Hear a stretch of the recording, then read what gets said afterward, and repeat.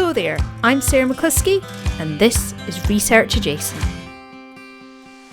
Each episode I talk to amazing research adjacent professionals about what they do and why it makes a difference. Keep listening to find out why we think the research adjacent space is where the real magic happens. Hello there and welcome to episode 97 of Research Adjacent. I am your host, Sarah McCluskey, as always. And this episode today is going to be the first of our compilation episodes looking back at the Research Adjacent podcast series. And that is because, as I announced in the last episode, we're going to take it to 100 episodes and then we are going to stop making new episodes at that point, although the archive will still be available. So this, as I say, first of the compilation episodes, and when I decided I was going to do these compilation episodes, obviously it prompts you to go back and have a good look through the podcast archive.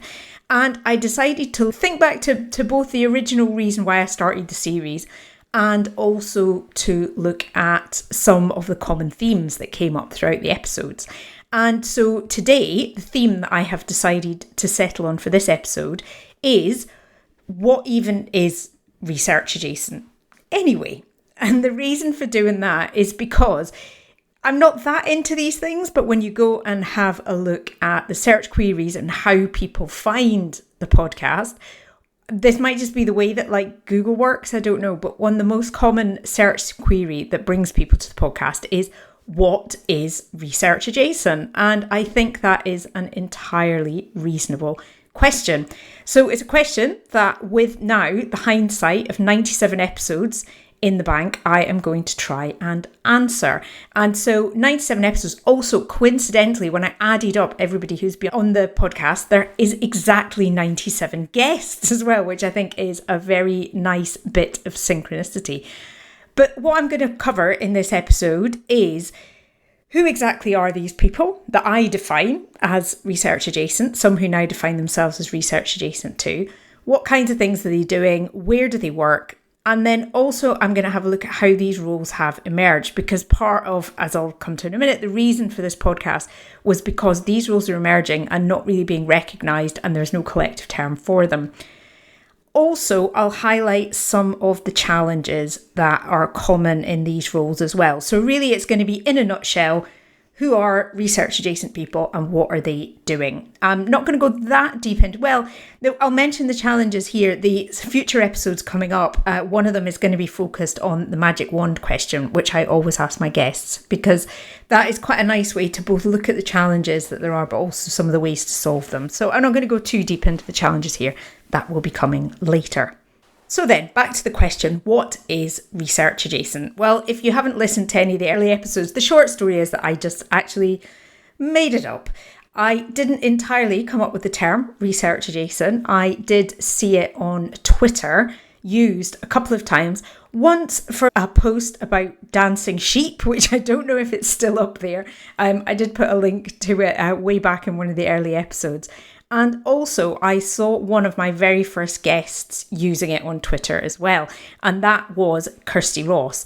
And so here is a little quote from Kirsty about why she started using the term research adjacent. It just really was a really good description of what I was. You know, I was in there, I was part of the research process. I was associated with the research process, just not in the lab. You know, I was research adjacent.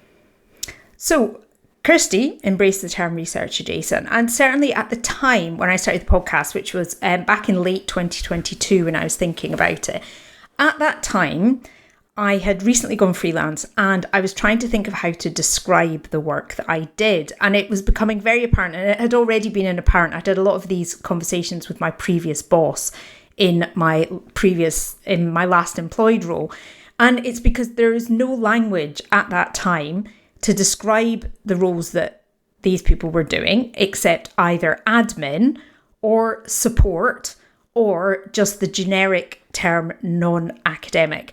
Now, I'm not a fan of any of those terms. I certainly was by no means the only person who's not a fan of any of those terms. I don't like the term admin because it can come across as very dismissive. I think administrative work is incredibly important, but it creates a kind of them and us sort of culture. Support's a tricky one. I think a lot of people would accept that they are in these roles to support the research, but it does get a little bit tricky when the implication is that they are there to support the academics, which I think is a slightly different thing and a slightly different dynamic, and certainly not always the case with these roles. And the reason I don't like non-academic is partly because it could mean just about anything, but also I never like language which defines people by what they are not. So it still basically centers the academics and says, here's the academics, and then here's you. You are not academics. And so I don't really like the term for that reason. And I am by no means alone in this. Lots of people too. So at the time, I needed something to use, and research adjacent just kind of stuck in my head. And so I just decided to run with it. The next question then is, what do I mean by research adjacent? And so what I mean by research adjacent is roles that contribute to either research actually being done, so the actual practical day-to-day business of doing research, or also people who are in roles that involve connecting the wider world to the research in some way. And that isn't actually the definition that I used when I first started doing the podcast. It is a definition that has emerged over time. And what I have come to think of is that these roles fit into 4 main categories. The first category is roles which are around research communications and also research engagement. So that includes public engagement, schools outreach, public involvement, although arguably you could put that into the impact category as well. And so these people basically who are more about sharing the research once it's been done, I think is often the case with these roles. But yeah, generally comms and engagement. I'll give some examples of all of these a little bit later. Then the next category is impact and knowledge exchange. And that tends to be people with very externally facing jobs. There's a lot of connecting up between lots of different partners and stakeholders and things like that. There is research services, which is all the behind the scenes work. And I know that the Research Professional Futures programme, which was featured a couple of episodes ago, they actually have 11 different categories, and particularly this research services category, they break it down even further. And so, yeah, there's a lot of different things you could fit in there. And then the last category I've got is people who are involved in training and professional development to some degree. So those are the kinds of people, the kinds of roles that I'm personally talking about when I talk about research adjacent. And I think one thing that's just worth mentioning before we go any further is that a lot of these roles, the reason we've ended up where we are now without language to describe these roles is because a lot of these roles just didn't even exist until quite recently. I've been in and around this world doing this kind of work for over 25 years, which makes me feel very old, but it's the truth. The jobs that people are doing now, most of them, some of them did, obviously jobs like technicians and probably research funding managers, things like that did exist 25 years ago, but most of them didn't. And a lot of them have sort of emerged gradually and in a very haphazard way, and with individual organisations organising it themselves because of things like specific initiatives, funding priorities, things like public engagement, the REF, Research Excellence Framework, the open research priorities, and things also like the Researchers Professional Development Framework, which is where a lot of the researcher developer roles emerged from. So these are things which have evolved gradually over time. And inevitably, when things gradually evolve, you just end up with a complicated web that doesn't necessarily fit into existing frameworks. Another reason that some of these job roles are needed is because as research becomes complex, there is more expectation of doing things like collaboration or commercialization of research. The ethics becomes more nuanced, and certainly in the area that I'm in, the way that ethics has shifted in those 25 years is really, I've seen a massive shift there in terms of what's considered acceptable, what data we collect about people, what's appropriate, how much influence people have on research and what that means. So that has become much more complicated. And also, rightly so, I think, there is much more expectation that there is accountability for spending public money. So all of these changes have happened, but along with that, you need people to actually do the work. The job description of an academic, although these jobs, as I'm going to come to, are not all in universities, but let's just stick with it for now. The job description of an academic hasn't actually really changed very much for decades, and much as they will complain that they have to do a lot of extra admin than they used to do, which is probably the truth. I'm not disputing that. But fundamentally, they still do teaching and research and publishing and, things like that. And that all this other work is largely being absorbed by people in these research adjacent roles. So these jobs have only really emerged in the last 20 years. It's no surprise that we don't have the language for them or the structures and resources and things like that in place to adequately support them. And so that was the position that I was in more than 3.5 years ago now, when I decided to start the podcast, nearly 4 years ago. I'm feeling a little bit angry, grumpy again. I've talked about this before, about the situation and the lack of recognition and the kind of othering in some of the language. And so that's why I felt it was important to do something about it. But as I say, I'm far from the only person trying to decide what to call these roles. And there was, again, maybe 2-3 years ago, there was a lot of discussion on social media about the language. And I have to say, things seem to have settled on the term research professional. Some people use the term research enabler as well. I'm actually pretty agnostic about the term research adjacent. I like it. I don't always use it myself. It depends on the situation. But the thing that happened 3.5 years ago was it caught on and it was quite catchy. And so I ran with it.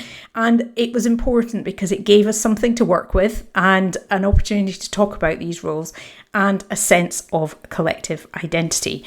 And I was not the only person to find that language to describe it was useful. And here are a couple of quotes from guests who have been on the podcast before. First up, here's Jenny Brady. When I first heard about it, I think I said to you, where have you been all my life? Because finally someone's come up with the wording and created the community and allowed us to speak about what we do. Because honestly, without this kind of work, the wheels don't turn as well as they could. And now here is a quote from John Elvin, who works for the Royal Society, who I haven't got this recorded, so I'm just going to read it out. And he sent it by email. And he said, "I have shamelessly taken up the phrase research adjacent as a descriptor.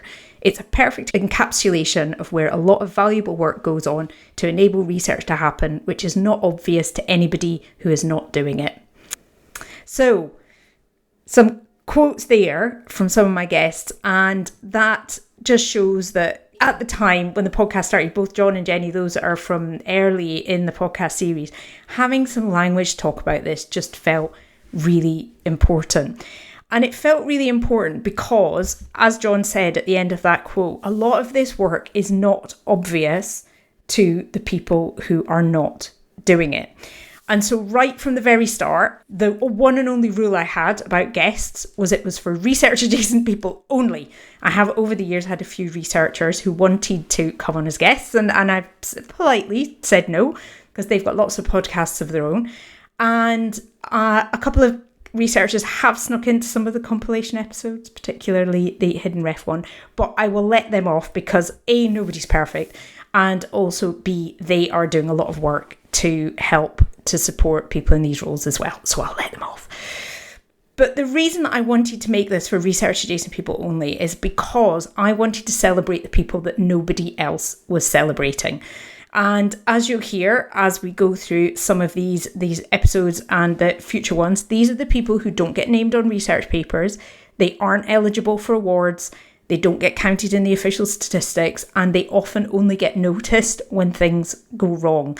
And I just, having done this myself, again, I have previously shared the story, but when I was working in a university just before I went freelance, I did all the work to put together our impact case study, and we named all kinds of other people on that impact case study, but not me and not some of the other people who had been involved in creating things like exhibitions. We didn't name our experts by experience, and all of that to me just felt really, really wrong. And it just made me really grumpy. And even the things like the awards, there's still now only one major award from the Royal Society, which people who are not researchers are eligible for. And so things are getting better, but it's slowly. I'm going to share now a quote from Rachel Reeds, who is also, like me, quite exercised about this stuff. And she shares her thoughts from episode 60.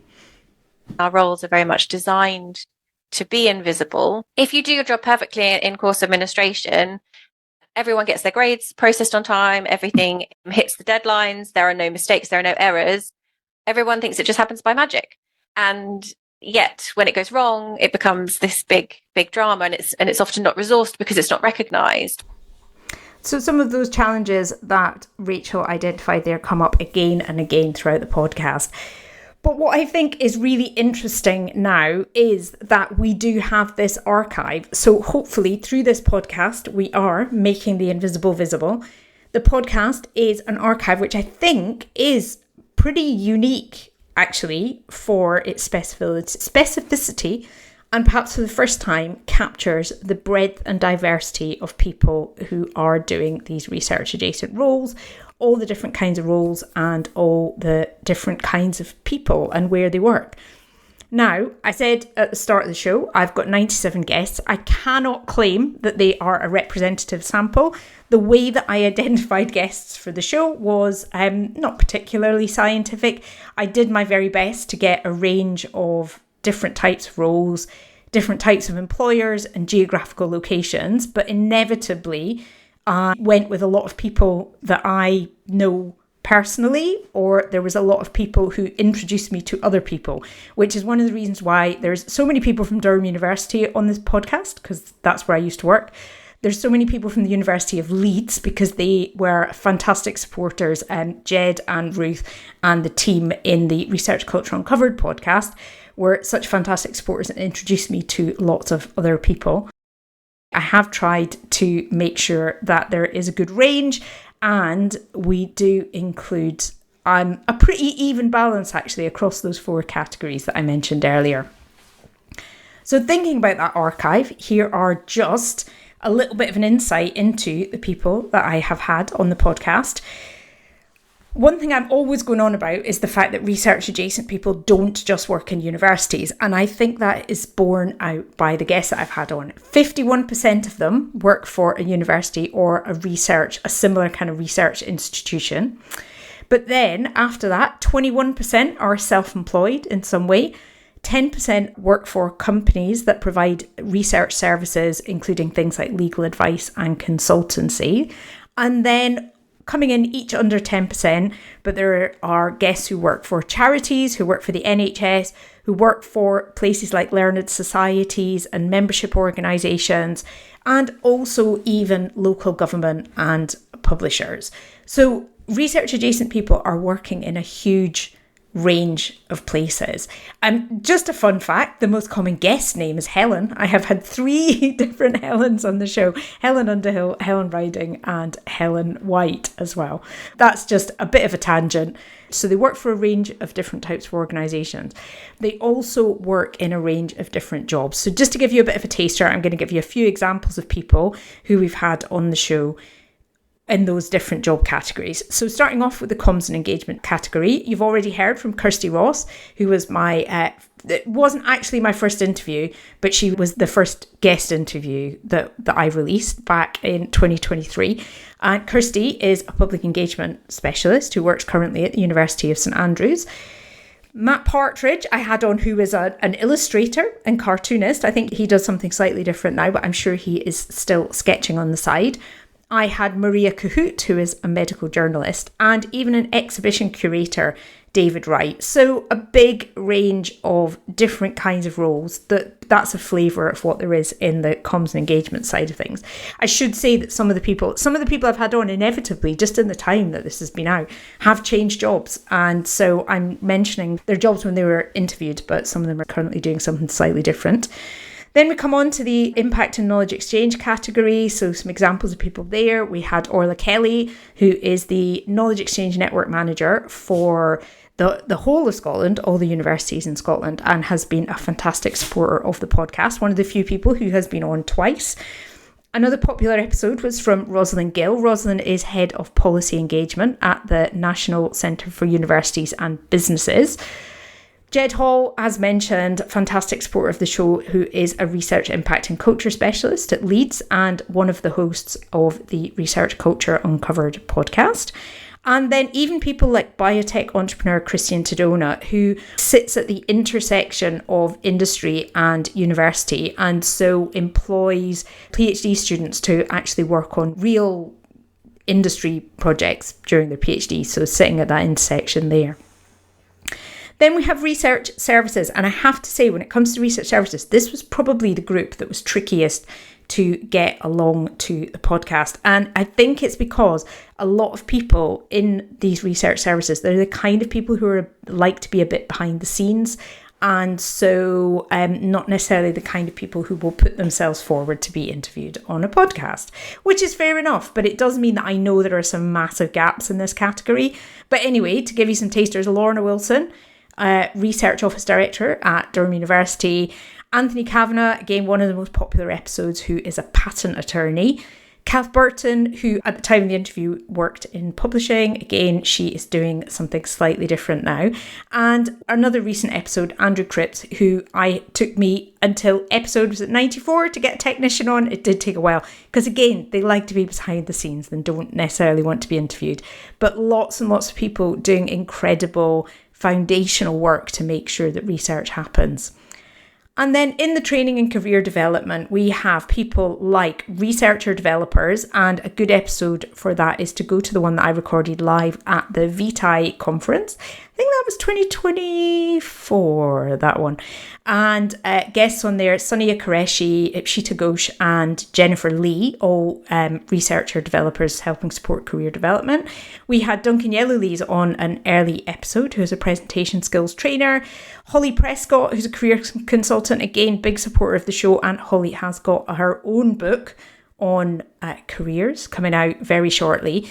And Papa PhD, aka David Mendes, we did an episode swap, but he does loads of stuff around careers for PhD students. So a little taster there of the kinds of people that we have had on the show and the kinds of jobs that they are doing. So now that we've pretty clearly established what we mean by research adjacent roles, I decided to have a bit of a look at what some of these roles have in common. And through all the interviews, I did start to notice some common threads. Now, as I said, a lot of these roles are very much behind the scenes, but one thing that came up a lot is how important these roles are for holding everything together. And we've already had a quote from Rachel where she said, these are the jobs that if something goes wrong, everything falls apart. And it's the kind of thing that you don't notice how important they are until they're not there anymore. They are the glue that holds the entire research ecosystem together. Here are some quotes from some guests which really encapsulate that nicely. First up is Helen Riding, who is a research manager in the NHS. One of my managers always talks about our role as very much being that expert glue, bringing all the different stakeholders together. And here is Laura Breen from the University of Manchester. This describing is just like, you're the glue. It's thinking about who should be in the room for this, who we're missing, who we're forgetting, who should have been brought into this at the beginning. So it's building those relationships really across all different bits of the university. So and knowing who should be there in that project. Yeah. And here is Jenny Smith, who is a networking expert and who is currently doing a PhD on how people connect. There's a lot of people who naturally connect to others. They're just like natural connectors. They'll speak to someone and be like, oh, you need to speak to that person. And often they end up in job roles like that, where they can, they can use that ability. But sometimes people who are just, their job's got nothing to do with that, but they do that naturally for colleagues anyway. And they're invaluable when you find them people. Another unrecognised aspect of these roles is the influence that they have, and I think it's really interesting if you go back and listen to the episode with Anya Roding, who founded the Prism Network.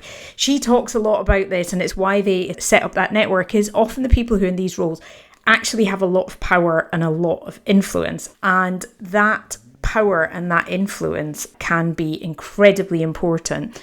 I have got a couple of quotes here. First one is from Joanna Royal, who was a guest in the episode where we talked specifically about this. I think the way you get influence, or you have influence, probably is to be the kind of person that sees the challenges, wishes to address the challenges, and then works out how to connect the people. And that, I think, is a lot of influence. It's something you can do without the job title. In fact, it's sometimes harder, but sometimes easier without the job title, depending on how you position that conversation. And this is impact consultant Sarah Morton. And, most people in knowledge mobilization and research impact roles, they have to be quite innovative and positive and encourage people to try things and take people to the lake, whether or not they want to drink. Some other things that came out are that the people who are doing research adjacent roles are generally highly educated.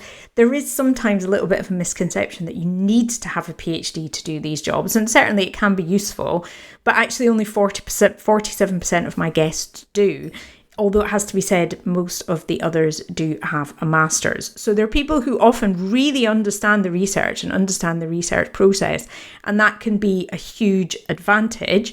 Although, as I say, absolutely not a necessity. But another thing I have noticed is that a lot of my guests are clearly very proactive problem solvers. So as well as being the ones who are influencing behind the scenes, holding things together, they're also just figuring out how to make things happen. And I think that, again, sits perhaps obviously alongside the fact that these are roles that are emerging, and often they'll be coming into a job where nobody's ever done this before, so they have to figure it out as they go along. So here are a couple of quotes. First up, we have got Johanna Stadelbauer from the University of Graz, a researcher developer in Vienna, and then also Rachel Reeds again.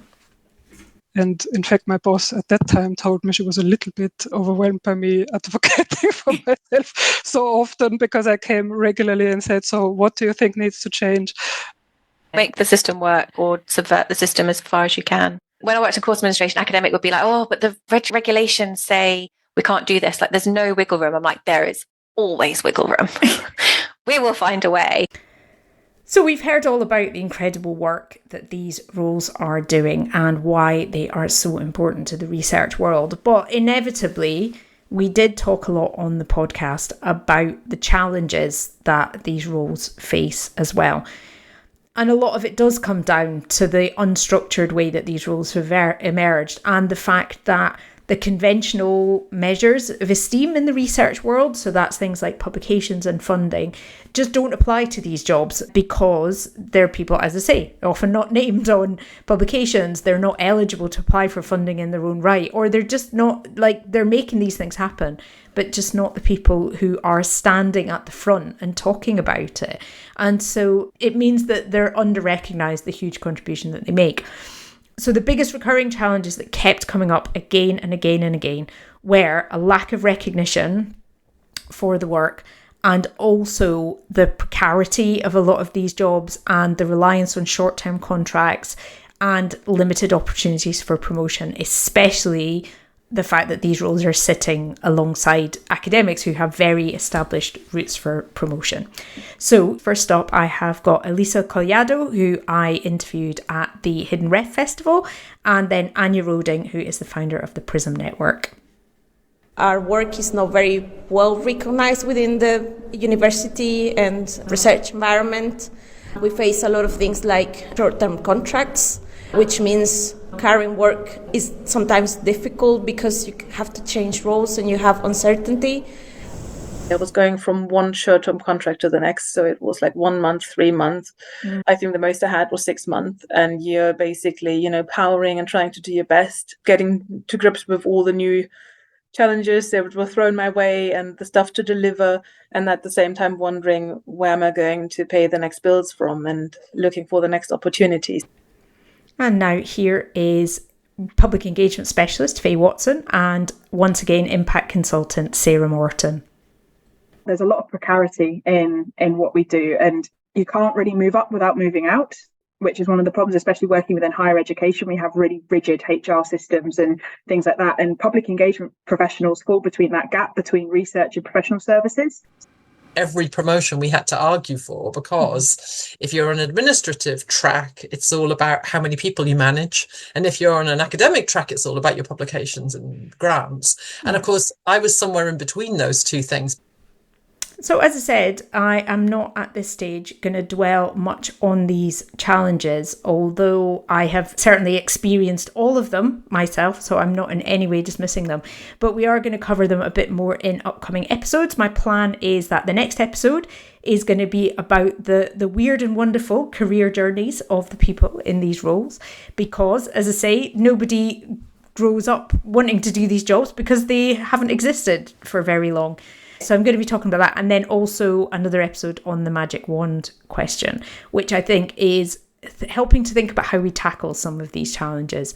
And despite the challenges, I do think that research adjacent roles are here to stay. I think it is inevitable that they will evolve and change over time. I talked about in the last episode, I've been around for a long time and I have seen how they change, and they will continue to change. And that is, I think it's a good thing. I think it's a reason to want to be in these jobs, because you're never going to be bored. There's always going to be something else coming around the corner. So although I think these roles are here to stay, I have, as I say, decided that the archive is as complete as I'm going to make it for now. When I started this podcast, though, I did know that I was in a little bit of a unique position to gather these stories. And that is because I'm not attached to any organisation, and I don't have a particular agenda other than just wanting to share these amazing people's work with the world.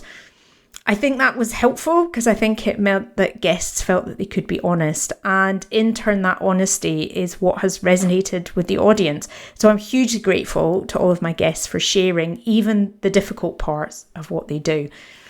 But the thing that comes with that, though, that's a little bit tricky is that I'm not in a position to actually change anything. All I can do is share the stories and hope that someone somewhere would realise that systemic change was needed. And as I say, I am in no way the only person who has been talking about these things. These ideas actually started in my head when we started having the conversations about research culture, which happened when I was working at Durham University. I first started to get involved in that, and it's all tied up together. And I do think change is starting to happen. The Research Professional Futures programme, which we featured a couple of episodes ago, they are going to be really tackling some of the systemic stuff, some of the administrative work that needs to go on behind the scenes to help tackle some of those challenges around recognition and precarity and what good professional development would look like. Also, I did an episode with the Hidden Ref Project, and they are also campaigning for everyone who contributes to research, whether that's research adjacent, whether that's technicians, whether it's lived experience partners and so on, everybody to be acknowledged and to be rewarded. And I know that there are lots of local research culture initiatives and staff networks popping up all the time. As I say, I know quite a bit about what's going on at Leeds, and it seems that they're being very proactive in this area, which is fantastic. So I am optimistic that perhaps one day, as Lorna Wilson wished for in episode 95, that these will be roles that people aspire to rather than roles that they fall into. But on that note of falling into roles, that is something that I am going to be covering in the next episode. So that is all from me for now. I hope that if you are new to research adjacent careers, or if you've been in this for a while, that was an interesting encapsulation of what I have found out about who is doing these jobs and what they're doing. So that's it from me for now, and I will see you next time. Thanks for listening to Research Adjacent. If you're listening in a podcast app, please check you're subscribed and then use the links in the episode description to find full show notes and to follow the podcast on LinkedIn. You can also find all the links and other episodes at www.researchadjacent.com. Research Adjacent is presented and produced by Sarah McCluskey, and the theme music is by Lemon Music Studios on Pixabay. And you, yes you, get a big gold star for listening right to the end. See you next time.